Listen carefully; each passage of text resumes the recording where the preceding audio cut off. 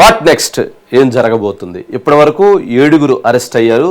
3,200 కోట్ల రూపాయల liquor scam కేసులో రాజ్ కసిరెడ్డి, అట్లాగే శ్రీధర్ రెడ్డి, ధనుంజయ రెడ్డి, కృష్ణమోహన్ రెడ్డి, గోవిందప్పతో పాటు చాణిక్య, దిలీప్ 7 అరెస్ట్ అయ్యారు. ఇక నెక్స్ట్ ఎవరు?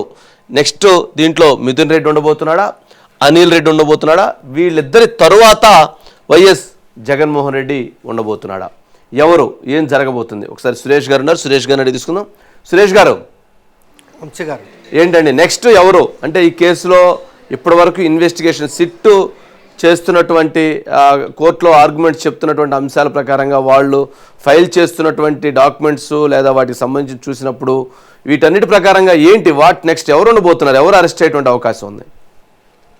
వంశీ గారు, ఫస్ట్ మిథున్ రెడ్డి గారు అరెస్ట్ అయ్యే అవకాశం ఉంది. ఆల్రెడీ సుప్రీంకోర్టులో, అంటే హైకోర్టు ఆయన బెయిల్ ఇవ్వబడుతుంది, సుప్రీంకోర్టుకి వెళ్ళారు. సుప్రీంకోర్టు కూడా ఆయనకి యాంటిసిపేటరీ బెయిల్ ఇవ్వలేదు. కానీ ఆ సందర్భంగానే రాష్ట్ర ప్రభుత్వం తరఫున ముకుల్ రోహతగి గారు వాదిస్తూ చాలా స్పష్టంగా, ఇదిగోండి మీకు మిథున్ రెడ్డి గారి పాత్ర ఉంది, ఈజ్ ఎక్యూజ్డ్, ఆయన నిందితుడు అని చెప్తూ ఆయన పాత్రకు సంబంధించిన మొత్తం సమాచారాన్ని అంతా కూడా సుప్రీంకోర్టు ముందు కూడా ఉంచారు. అందుకని నెక్స్ట్ అరెస్టు యాక్చువల్గా మిథున్ రెడ్డి గారు అవ్వాలి. కానీ అప్పుడు హైకోర్టుకు వెళ్ళండి యాంటిసిపేటరీ బెయిల్కి అన్నప్పుడు రాష్ట్ర ప్రభుత్వం యాంటిసిపేటరీ బెయిల్ మీద ఆల్రెడీ మీకు తెలుసు, మనకి బాలాజీ గోవిందప్ప గారికి, కృష్ణమోహన్ రెడ్డి గారికి, తర్వాత మనకి ధనుంజయ రెడ్డి గారి ముగ్గురికి ఏపీ హైకోర్టు యాంటిసిపేటరీ బెయిల్ ఇవ్వలేదు.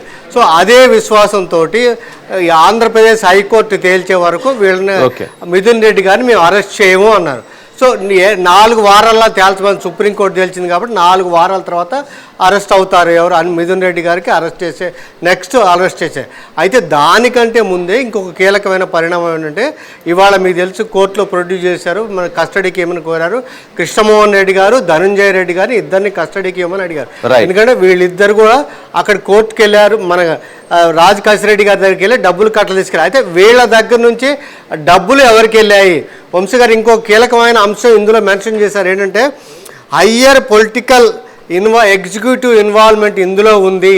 వీళ్ళ కస్టడీ మనం తీసుకుని వాళ్ళతో విచారిస్తేనే ఆ విషయం అంటే అప్పటి రూలింగ్ పార్టీ అన్నారు కాబట్టి జగన్మోహన్ రెడ్డి గారు నెక్స్ట్ జగన్మోహన్ రెడ్డి గారి దగ్గరికి వెళ్ళే అవకాశం ఉంది. వంశీ గారు రైట్, సురేష్ గారు రైట్.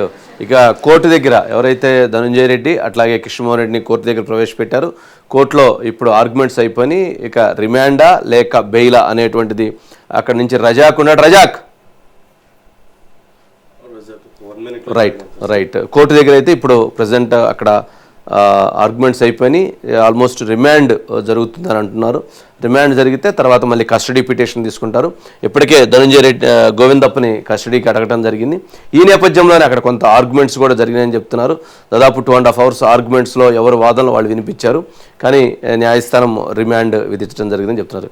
ఇది ఇక ఈ అంశానికి సంబంధించి. ఇక నెక్స్ట్ ఈ కేసు ఈ విధంగా జరుగుతూ ఉన్నప్పుడే రజాక్ ఏంటి బెయిలా రిమాండా ఏంటి, ఏం జరిగింది?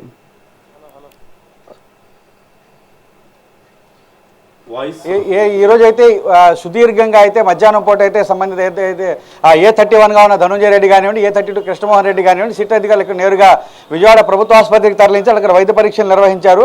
అక్కడ వైద్య పరీక్షలు నిర్వహించడం చాలా జాప్యం జరిగింది, చాలా సుదీర్ఘంగా. ఎందుకంటే 60+ వాళ్ళకి వయసు పైబడింది కాబట్టి దానికి సంబంధించి క్షుణ్ణంగా ఎక్కడికక్కడ వైద్య నిపుణులు కూడా చాలా క్షుణ్ణంగా వైద్య పరీక్షలు నిర్వహించారు.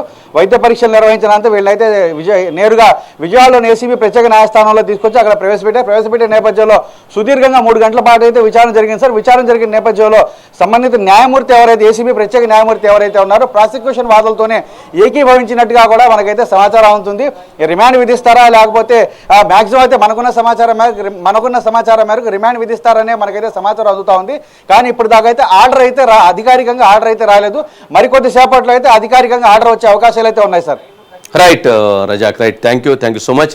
ఇక ఈ కేసు ఇన్వెస్టిగేషన్ ఈ అరెస్టులు జరుగుతూ ఉంటుందో